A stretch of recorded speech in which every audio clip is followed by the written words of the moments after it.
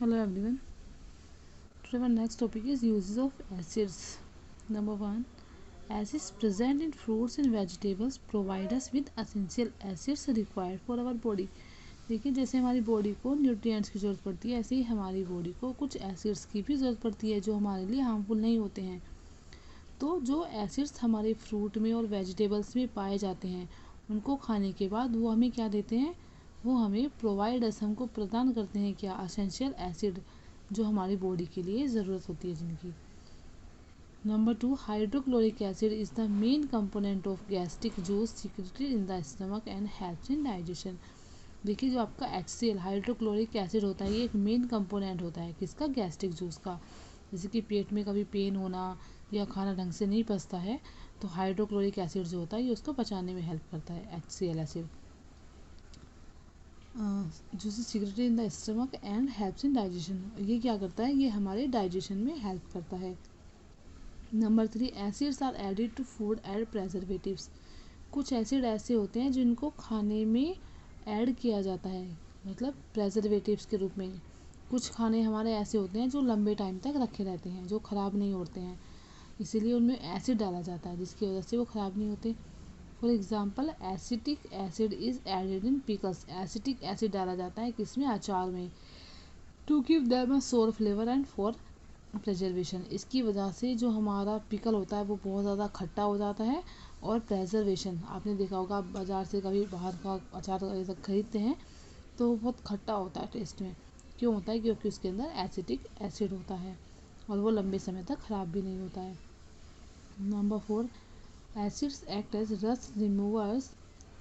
Acid किसका काम करते हैं, एसिड रस्ट रिमूवर्स का काम भी करते हैं। कुछ ऐसे एसिड होते हैं जो जंग वगैरह लग जाता है ना अगर आयरन पे, तो उसको भी रिमूव कर सकते हैं। Steel used in the construction of buildings is treated with acid before painting. देखिए जो आपने स्टील के बर्तन या अब स्टील के, आपने देखा होगा कि जब बड़े बड़े या कोई भी घर बनाता है तो स्टील के दरवाजे होते हैं, स्टील की उसमें रेलिंग वगैरह लगाई जाती है।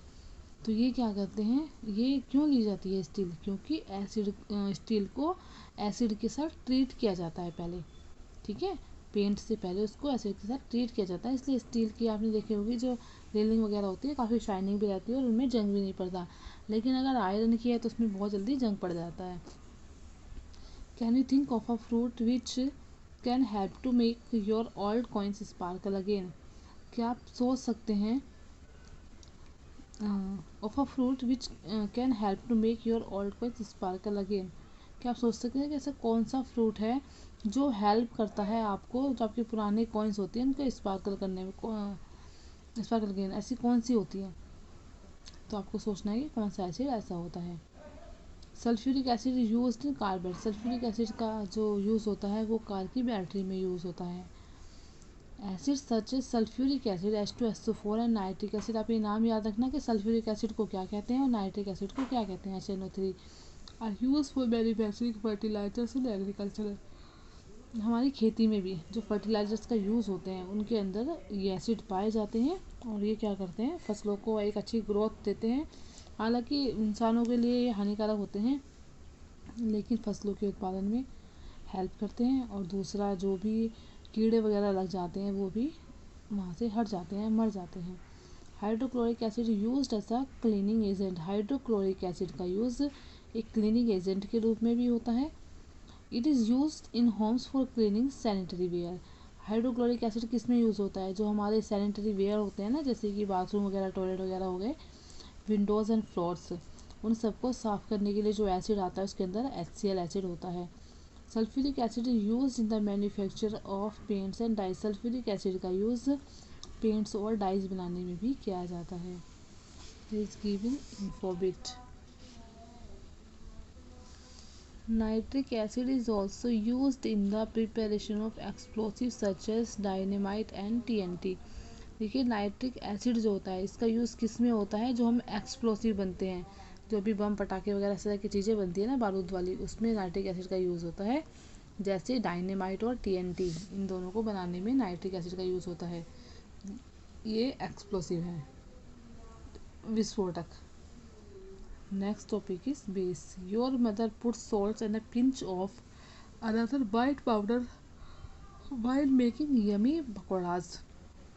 देखिए, जब आपने देखा होगा कि आपकी मम्मी पकोड़े वगैरह बनाती हैं तो उसमें नमक डालती हैं, लेकिन एक छोटी सी चुटकी भर वो एक सफ़ेद कलर का पाउडर और डालती हैं।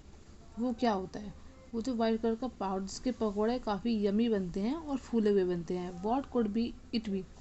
तो आप बता सकते हैं कि ये क्या था? इट इज़ बेकिंग सोडा, जो आप सब जानते हैं। Take a pinch of it, सिर्फ एक पिंच, एक चुटकी भर लिया जाता है ये। डज इट टेस्ट सॉल्टी, सोर और बिटर? इसका टेस्ट कैसा होता है? नमकीन, खट्टा होता है या कड़वा होता है? क्या आप बता सकते हैं? It's bitterness confirms that it is neither N acid nor a salt. देखिए, इसका जो कड़वाहट होती है वो ये कंफर्म करती है कि ना तो ये एसिड है और ना ही ये सॉल्ट है। Such substances which have a bitter taste, कुछ सब्सटेंस ऐसे होते हैं जिनमें बिटर टेस्ट होता है, कड़वा, and feel soapy and slippery to touch are called bases. लेकिन जब हम उनको टच करते हैं तो काफ़ी सोपी, एकदम चिकने, स्लिपरी होते हैं टच करने में, उन्हीं को ही बेस कहा जाता है। ये हम कह सकते हैं कि बेस की प्रॉपर्टीज़ भी है ये, कि बेस कैसा होता है? टेस्ट में बिटर होता है और फील करने में सोपी और स्लिपरी होता है टू टच। जबकि एसिड क्या होते हैं? एसिड आपके टेस्ट में खट्टे होते हैं। Okay. Most of the bleaches, soaps, toothpaste and cleaning agents contain basis.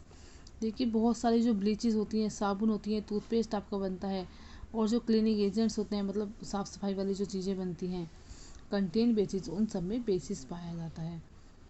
Some common bases are sodium hydroxide. कुछ कॉमन बेसिस ऐसे होते हैं जिनका मोस्टली ज़्यादा यूज़ किया जाता है, तो वो सोडियम हाइड्रोक्साइड यानी कि NaOH, और caustic soda found in soaps. NaOH और जो आपका कास्टिक सोडा होता है, ये साबुन में साबुन में पाया जाता है। कैल्शियम हाइड्रोक्साइड COH2, और लाइम वाटर, इसके अंदर अमोनियम हाइड्रोक्साइड और ammonia water found in window cleaners, and sodium bicarbonate और बेकिंग सोडा। देखिए, इसके अंदर कौन कौन चीज़ें पाई जाती हैं? जो आपका विंडो क्लीनर होता है, जिसको हम नाम मेरे ध्यान नहीं आ रहा क्या बोलते हैं उसको, जो विंडो वगैरह साफ़ करने के लिए यूज़ करते हैं, कांच का, Colin like. Properties of basis. Basis test bitter, basis का टेस्ट कैसा होता है? कड़वा होता है, bitter. It is the presence of a base that gives unflavoured milk of magnesia it's bitter taste. देखिए, ये एक जो बेस का प्रेजेंस होता है, it is the presence of a basis, और जो हमको एक कैसा टेस्ट देता है? Unflavoured milk of magnesia it's bitter taste, ये टेस्ट में खट्टा होता है। या मिल्क ऑफ मैग्नीशिया के अंदर आप बता सकते हैं कि कौन सा अनफ्लेवर्ड मिल्क होता है मैग्नीशिया का, ठीक है? तो इसका टेस्ट कैसा होता है? बिटर होता है। Bases feel slippery, put some drops of window cleaner between your fingers. Bases कैसा होता है? स्लिपरी होता है। कुछ ड्रॉप आप विंडो क्लीनर की अपनी जो फिंगर है उस पर टच करके देखिए, between your fingers, you can feel the slippery feeling of a base. तो आपको एक स्लिपरी फीलिंग फील होगा। दैट इज़ वाई डिटर्जेंट और soap left on a wait floor make it slippery. इसी वजह से क्या होता है, जो आपके साबुन और सर्फ, इस तरह की चीज़ें होती हैं, हम उनके ऊपर फिसल क्यों जाते हैं? क्योंकि वो स्लिपरी होती हैं, क्योंकि उनके अंदर बेस पाया जाता है। All bases are not soluble in water, सभी बेसिस पानी में नहीं घुल सकते हैं। Bases which are soluble in water are called alkalis. लेकिन जो बेसिस पानी के अंदर घुल जाएंगे उनको एल्कली बोला जाता है। They produce hydroxide ion in water, वे पानी के अंदर हाइड्रोक्साइड आयन को प्रोड्यूस करते हैं, हाइड्रोक्साइड आयन को। Bases react with acid to form salt and water. Bases जो होते हैं, जब वो एसिड के साथ रिएक्ट करते हैं तो उनमें से सॉल्ट और वाटर दोनों चीज़ें अलग हो जाती हैं, दोनों चीज़ें उसमें से बन जाती हैं। Strong bases such as caustic soda. अब देखिए, स्ट्रॉन्ग बेसिस, जैसे आपके स्ट्रॉन्ग एसिड कौन कौन से थे? H2SO4, HCl, ये स्ट्रॉन्ग एसिड थे। ऐसे आपके स्ट्रॉन्ग बेसिस में कौन कौन चीज़ आती है? Caustic soda, caustic potash, are corrosive and dangerous to skin and eyes. ये बहुत डेंजरस होते हैं, कोरोसिव होते हैं, और हमारी जो स्किन होती है, हमारी आइज़ वगैरह में अगर चले जाते हैं तो उनको डैमेज कर देते हैं। तो ये बहुत ज़्यादा कोरोसिव होते हैं नेचर के अंदर। आई थिंक आप सब समझ गए होंगे। प्रॉपर्टीज ऑफ बेसिस आज हमने पढ़ ली है। नेक्स्ट हम पढ़ेंगे यूजेस ऑफ बेसिस।